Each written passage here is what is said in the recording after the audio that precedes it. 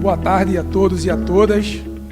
Primeiro, agradecer o convite da Fundação para tentar falar um pouco sobre um tema que eu venho estudando há algum tempo, de entender basicamente como essa cadeia produtiva da restauração, que a gente tanto fala, pode ser geradora de oportunidades sociais em termos de emprego e renda para pequenos produtores rurais. Tá? Vou focar a palestra aqui basicamente nos poucos exemplos que a gente tem de como essa cadeia fomenta oportunidades para um elo específico de produtores de muda e coletores de semente. Tentar ser um pouco provocativo em 10 minutos. Já deu para notar que, pelo meu sotaque, que eu não sou da região sudeste, eu sou recifense, recém-ingressado agora no Instituto Bioatlântica, e espero contribuir um pouco aqui com o que eu venho desenvolvendo na temática de restauração. Então, basicamente, o conteúdo dessa palestra está associado a algumas demandas. Eu não estou falando aqui de demandas econômicas, o pessoal do Projeto Verena vai falar, mas basicamente de como compromissos internacionais, dispositivos legais já condicionam um monte de meta de restauração que a gente tem que cumprir. Tá? Os desafios dessa cadeia em termos de inclusão de pessoas dentro dela, um modelo muito simples e didático da organização dessa cadeia e alguma oportunidade. Né? Vou trazer um estudo de caso lá da região Nordeste, né, já que a gente tem pouquíssimos exemplos de como essa cadeia ela pode incluir pessoas dentro dela, e finalizar aqui com algumas provocações sobre esse tal do ganho de escala, que se tornou quase uma obsessão para quem trabalha com restauração. Né?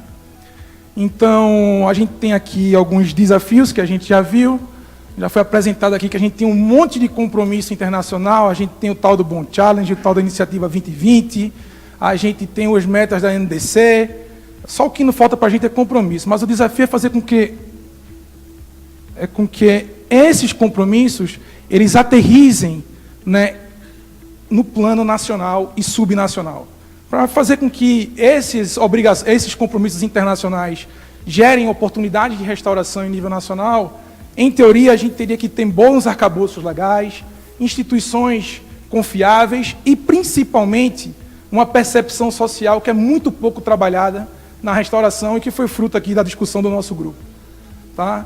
As pessoas precisam entender quais são os benefícios associados a recuperar áreas degradadas. Tá? E isso tem que ser tão trabalhado quanto, por exemplo, os métodos de baixo custo, né, as políticas públicas florestais, etc., etc.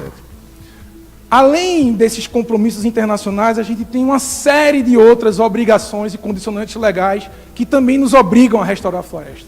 Em síntese, mais uma vez, compromisso e acordo e condicionantes legais para fazer restauração é o que não falta.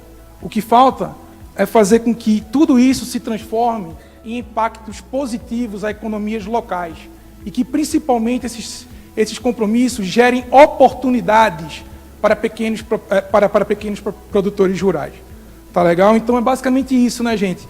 É entender um pouco mais além da floresta. É entender como esses projetos de restauração vão poder melhorar a qualidade de vida, né, gerar funcionalidades, gerar serviços ambientais e por aí vai. Tá? Então, de uma maneira didática, como é que poderia estar organizada essa cadeia produtiva da restauração? De maneira muito didática, minha gente. Então, essa cadeia ela é dividida em dois grandes grupos, se assim podemos falar, os elos. Né? A gente tem aqui os produtores de insumos, que aí eu chamo dos coletores de semente e produtores de muda, são um elo, e o outro que é o fornecedor de serviço. Tá? O interessante notar é que essa cadeia, pessoal, ela é ligada por diferentes fluxos de negócio, que eu não vou detalhar esses fluxos de negócio, tá? Mas a principal característica dessa cadeia é essa aqui, ó. O elo dos produtores de insumo se comunicam com todos os outros elos da cadeia produtiva da restauração. Em qualquer modelagem de fluxo de negócio que a gente possa pensar, coletor de semente e produtor de mudas está inserido. E é nesse elo aí que eu queria discutir com vocês brevemente. Tá legal? Então, essa cadeia no mundo real, a gente tem aqui os coletores de semente, os produtores de muda e, em algum momento, também algumas pessoas que executam essa restauração. Em outras palavras, isso são empregos, isso são oportunidades dentro dessa cadeia que a gente tem que pensar e tentar fomentar isso o máximo possível para incluir essas pessoas. Como exemplo, já que a gente tem poucos exemplos, né, disso aí Brasil afora, eu trago como exemplo aqui a Associação Nordestina de Produtores de Muda, que eu tive a oportunidade de coordenar.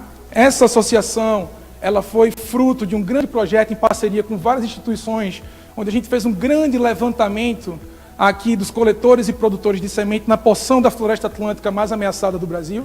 Tá? Esse aí é o que a gente conhece como Corredor de Biodiversidade do Nordeste, um centro de endemismo da floresta atlântica brasileira. Então, só o fato de ser um centro de endemismo, uma região biogeográfica única, se justifica efetivamente trabalhar com restauração nessa área. Essa região é a região que possui a menor capacidade instalada de instituições que trabalham com restauração. Foi o que a gente fez. A gente começou a iniciar um grande processo de reestruturação da base dessa cadeia. Então, hoje, essa associação conta com 20 associados. Desses 20, 15 são produtores de muda. Aqui está a diretoria da associação. Mas qual é o mais bacana, gente? O mais bacana é que essas pessoas, esses produtores, eles passaram por uma grande qualificação técnica / administrativa. Tá? O mais difícil para um viveirista florestal é ele entender os aspectos administrativos do seu negócio. Esse pessoal entende muito mais de produção de espécie nativa do que muita gente de academia, como eu, por exemplo. Tá? Então, basicamente, a gente saiu de um sistema amador em termos de tecnologia associada à produção e de gestão para esses sistemazinhos aqui mais organizados em termos produtivos e administrativos. Tá legal? Então, como resultado direto desse exemplo que eu trouxe para vocês, a gente tem hoje que a associação gera 60 empregos diretos. Tivemos um incremento no nosso primeiro monitoramento pós-criação da associação de um incremento de 60% na renda dos viveiristas, pós-organização da associação. E o principal para uma região, como eu acredito que possa ser muito semelhante aqui à região do Doce, é o empoderamento de uma nova atividade laboral. Né? Agora esses viveiristas se sentem como restauradores, né, como profissionais da restauração. Isso é muito importante. Tá? E aí vem o tal do ganho de escala. Né? O ganho de escala talvez seja o principal mote hoje de qualquer fórum, de qualquer evento, de qualquer workshop que se trabalha com restauração.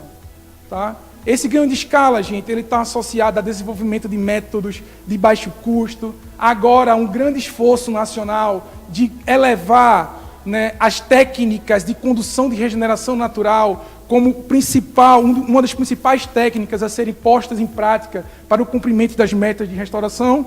Né? Porém, esse ganho de escala, pessoal, ele só vai ser viabilizado na prática, né? Ele só vai ser viabilizado em termos de território se a gente também trabalhar com o que está sendo muito discutido aqui, com mecanismos de governança inteligentes e multissetoriais que possam envolver pessoas e, principalmente, que possam se aproximar das principais políticas públicas florestais que a gente tem no Brasil. Se isso não acontecer, esse ganho de escala não vai vir. Então, o mesmo esforço que a gente está tendo para entender as modelagens econômicas, né, os custos de restauração, esse esforço também tem que vir associado ao desenvolvimento desses mecanismos de governança e, principalmente, ao entendimento de como esse layer social pode contribuir dentro desses arranjos. Já foi citado aqui o Pacto pela Restauração da Mata Atlântica, que hoje talvez seja um dos principais movimentos multissetoriais no mundo, que tem essa estrutura de governança estabelecida e instituída e que pode ser replicado para esse território, em termos de operação. Tá?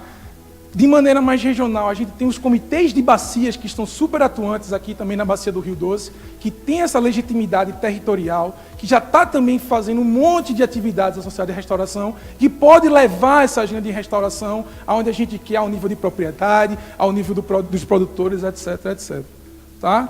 Então, eu acho que é isso. A gente não pode esquecer, mais uma vez, que restauração se faz com pessoas. Quanto mais a gente envolver, empoderar, capacitar, trazer essas pessoas para essas atividades, eu acho que a gente vai conseguir dar passos largos para que a gente possa ter projetos participativos, inclusivos, tecnicamente embasados e principalmente que esse ganho de escala ele seja refletido e compartilhado com todos os atores que efetivamente estão presentes nessa cadeia da restauração. Tá legal? Então termino por aqui e obrigado. Obrigado, Sandrinho. Não, você vai ganhar um super parabéns, porque ele falou em 9 minutos e seguiu a regra de ser bem específico. Da SER que você pediu para falar. Então, você ganha esse minuto. Nesse último minuto também, só para lembrar, Ludmila já falou, mas esse ano vai ter o simpósio de Ecologia da Restauração. Acho que é uma oportunidade única aqui o Brasil está hospedando esse simpósio. Então a gente tem vários organizadores aqui. Aurélio está na comissão de organização, Miguel vai ser um keynote speaker, né, e um palestrante bacana para falar para a gente. Então convido a todos a participarem da SER, a estar levando seus projetos de restauração, a estar aproveitando esse encontro para projetar os seus projetos e principalmente trocar conhecimento, que é o que falta muito para a gente na restauração. Obrigado, Marcelo.